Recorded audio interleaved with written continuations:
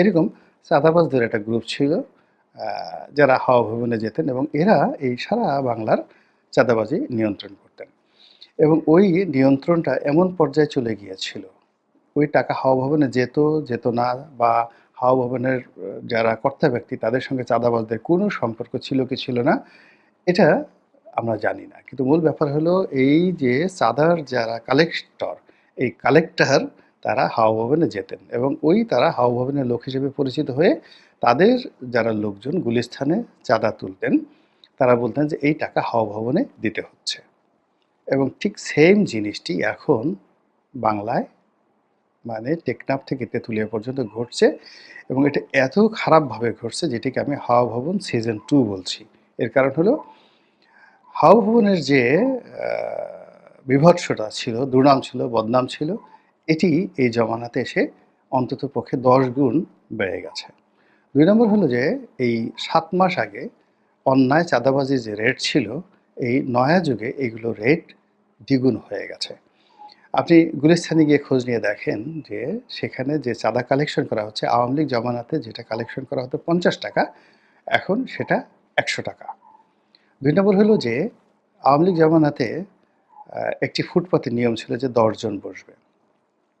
তাহলে 10 জন যদি বসে দৈনিক 50 টাকা যদি দেয় একটা ফুটপাত, তাহলে সে 500 টাকা করে পেত। এখন 10 জনের জায়গায় সেখানে 20 জন বসিয়ে দেওয়া হয়েছে, নেওয়া হচ্ছে 100 টাকা করে। ফলে কি হচ্ছে, যারা চাঁদা দিচ্ছে তারা ব্যবসা করতে পারছে না, বেচাকেনা হচ্ছে না। আর যারা চাঁদা কালেকশন করছে তাদের তো একটা চেইন অফ কমান্ড আছে। তারা সেই চাঁদা গুলিস্তানে যে কালেকশন করছে সে হয়তো 10% পাচ্ছে, 10 টাকা পাচ্ছে, 90 টাকা সে আরেকজনকে দিচ্ছে। যে দিচ্ছে সে হয়তো 20 টাকা রাখছে, সে আবার তার আরেকজনকে দিচ্ছে। এইভাবে দিতে দিতে দিতে দিতে একেবারে কর্তা ব্যক্তি তার কাছে হয়তো 40% যাচ্ছে, বাকি 60% 6 জনের হাত হয়ে যাচ্ছে। এবং এই কাজগুলো গাবতলী হাট, সায়দাবাদ বাস স্টেশন, গুলিস্তান, এই 3টি জায়গাতে গেলেই আপনাকে রকেট বিজ্ঞানী হতে হবে না।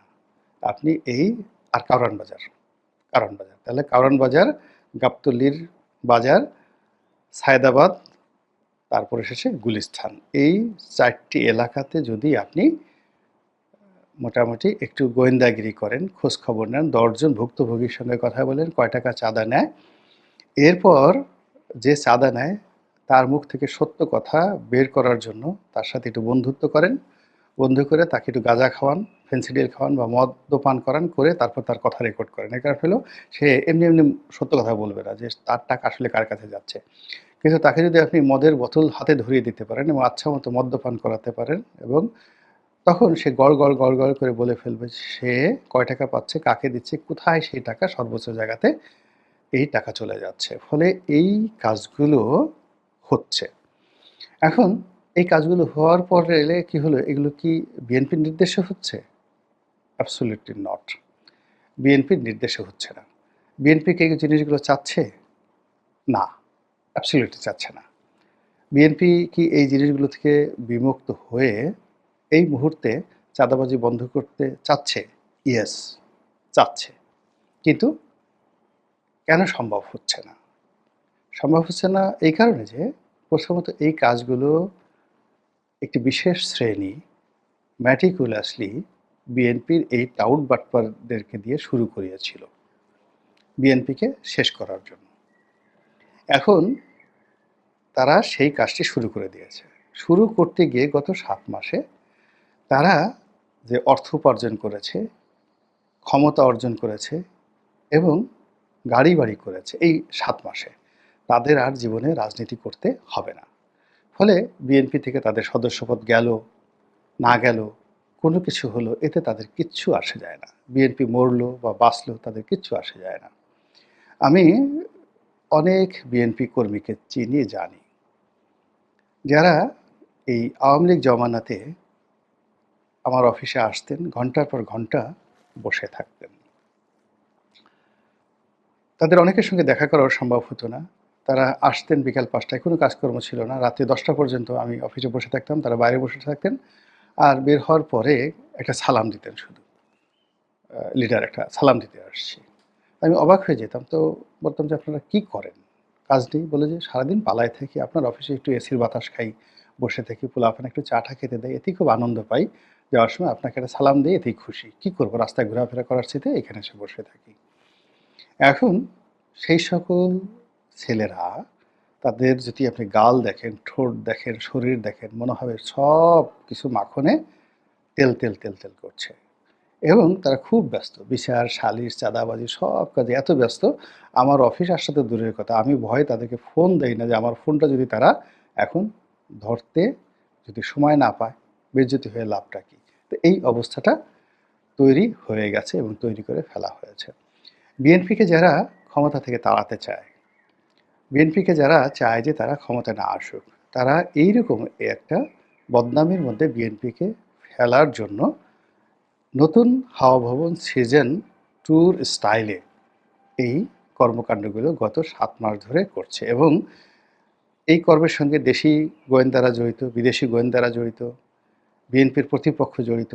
আমরা যেমন দেখা গেল যে নবাব সাহেবের একটা পশম স্পর্শ করতে পারি না। তো নবাব সাহেবের একটা ভোলা ভালা ছেলে আছে, প্রতিপক্ষ কী করলো, সেই ছেলেকে হাতে একদিন টাকা দিল, একদিন মিষ্টি দিল, একদিন একটা সিগারেট দিল, একদিন একটা বন্দুক দিল, তারপরে আরেকদিন তার পিছনে পতিতা লেলিয়ে দিল, একদিন তাকে আবার পতিতালয় নিয়ে গেল। এরপর নবাব সাহেবকে জানানো হলো যে আপনার ছেলে তো রসাতলে গেছে, সে তো সারাক্ষণ এখন দেবদাস হয়ে পতিতালয়ে পড়ে থাকে। তো এইরকম যখন পতিতালয়ে পড়ে থাকে, আপনি দেবদাস সিনেমাতে আপনি দেবদাসের কথা চিন্তা করেন, তাকে ফেরানো সম্ভব ছিল না, অনিবার্য মৃত্যু তার পরিণতি ডেকে নিয়ে এসেছিল। তো তদ্রূপ এখন যে সকল হাজার হাজার নেতাকর্মী যারা এই একটা প্ল্যানের, ম্যাটিকুলাস প্ল্যানের অধীনে এরকম অপকর্মের সাথে জড়িয়ে পড়েছে, তারা কোনো অবস্থাতেই এই মুহূর্তে ফিরে আসবে না। বিএনপির পক্ষে ফিরে আনো সম্ভব নয়। এমনকি যে বিএনপি যদি ক্ষমতায় আসে, তাও এদের বিরুদ্ধে যুদ্ধ করতে হবে। যদিও বিএনপির এই মুহূর্তে ক্ষমতায়, এই সিস্টেমে ক্ষমতায় আসাটা বলতে গেলে অসম্ভব একটা বিষয়।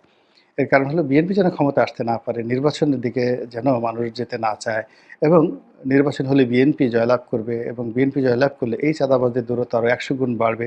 এরকম একটা গণধিকৃত স্লোগান তোলার যে কর্মটি বিএনপির প্রতিপক্ষরা শুরু করেছিল, সেটি এখন 16 কলায় পূর্ণতা পেয়েছে। বিএনপির যারা কর্তা ব্যক্তি, তারা কি এই আওয়াজ শুনতে পেরেছেন? বা এই যে 16 কলা পূর্ণ হয়ে গেছে, এখন 16 কলার পরে কি হয়? অমাবস্যা শুরু হয়। অর্থাৎ পূর্ণিমার চাঁদ যখন পূর্ণতা পায়, তারপর থেকেই ক্ষয়িষ্ণু চাঁদ ধীরে ধীরে ধীরে ধীরে অমাবস্যার দিকে এগিয়ে যায়। বিএনপি কি টের পাচ্ছে যে তারা এখন কোন পর্যায়ে আছে?